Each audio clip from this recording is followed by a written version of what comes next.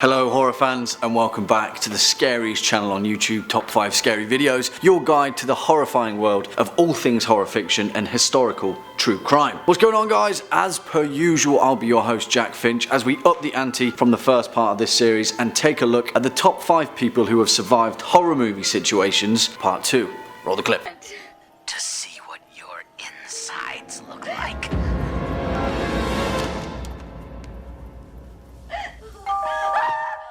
If you've seen the first part of this series, you'll know that there are some absolutely spine-chilling first-hand accounts of victims and survivors of incredibly dangerous and violent situations, often at the hands of murderous criminals and serial killers. Before we jump into part 2, you know the drill by now folks. If you're a fan of this video, true crime, horror cinema, or just top 5 scary in general, then be a dear and hit that thumbs up button as well as that subscribe bell so you can stay up to date with our daily dose of horror. On with the show. Kicking off at number 5, Whitney Bennett. At the hands of Richard Ramirez, aka the Night Stalker, throughout 1984-1985, Los Angeles and San Francisco were terrorized by a brutal killer, the Night Stalker, who would later be identified as Richard Ramirez, who would enter people's homes, murder them brutally, oftentimes after sexually assaulting them and stealing anything that he could get his hands on. Like with many serial killers, as his crime spree continued, the killings became more and more brutal. On one fateful night, Ramirez entered the bedroom of Whitney Bennett, a 16-year-old girl. He knocked her over the head with a heavy object and went to the kitchen to find a knife to kill her. Fortunately for Whitney, he couldn't find one and so came back to the room and attempted to strangle her with a telephone cord. When sparks flew from the wire, Ramirez dropped it and Whitney managed to breathe again. Despite being a Satanist, he believed that this was a sign from Jesus Christ and quickly ran out of the house, sparing her life. Whitney Bennett received 478 stitches to her scalp, but she survived and later testified at the Night Stalker's trial, where he was sentenced to 13 death sentences. Coming in next at number 4, Rebecca Gard. Gary Ridgway, also known as the Green River Killer, targeted sex workers exclusively with the knowledge that the authorities would have a difficult time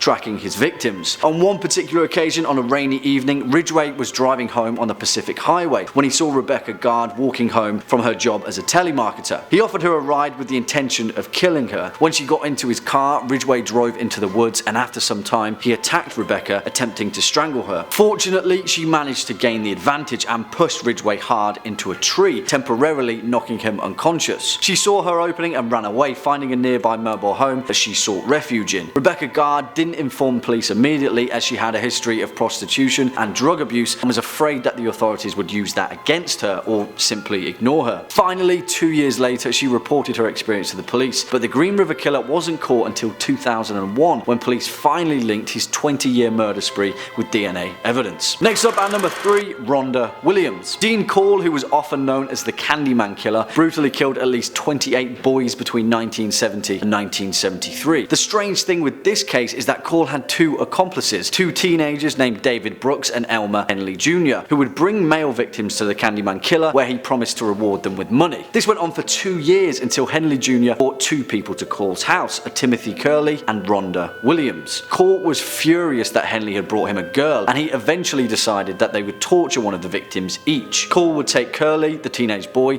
and Henley would take Rhonda Williams. Well, this was a strike too far for Henley and he ended up shooting Call 5 times after he'd undressed himself, killing the Candyman Killer. The surviving teens then called the police and the full depths of Call's crimes finally came to light. Coming in at number 2, Brian Hartnell. The Zodiac Killer, perhaps the most notorious serial killer of all time, is infamous for the brutal and complex enactments that staged his murders. The Zodiac Killer has never been caught, but by September of 1969 he had already begun sending the complex and cryptic letters that form the basis of his bloody legend. It was during then that Brian Hartnell and Cecilia Shepard were out having a picnic when they were approached by a strange man carrying a gun. He was wearing a hood that covered his face with sunglasses that covered his eye holes. He wore a bib with a strange symbol on it, the same symbol that the Zodiac Killer signed his letters with. This strange man made Shepard tie up her boyfriend Hartnell, then tied her up too. The Zodiac Killer stabbed the both of them multiple times, leaving the 2 of them for dead. Incredibly, Shepard lived long enough to give a description of their attacker to passers-by, but tragically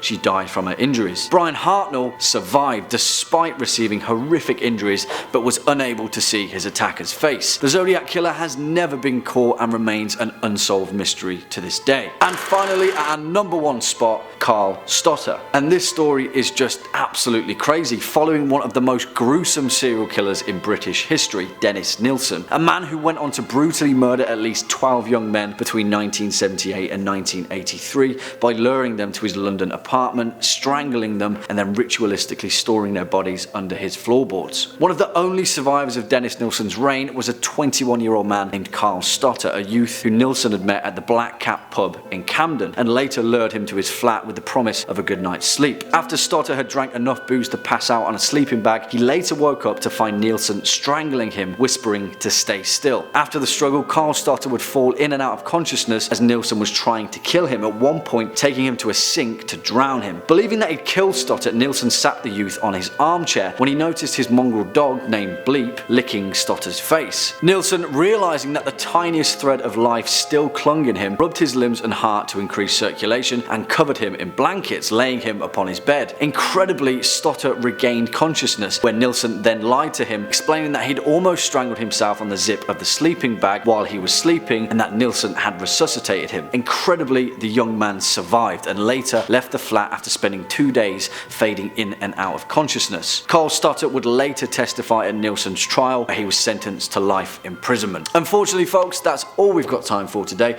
I hope you've enjoyed this video. If you've enjoyed it, make sure you leave a thumbs up and hit that subscribe bell. Stay up to date with your daily dose of horror. As per usual, I've been your host, Jack Finch. You've been watching Top 5 Scary Videos, and until next time, take it easy.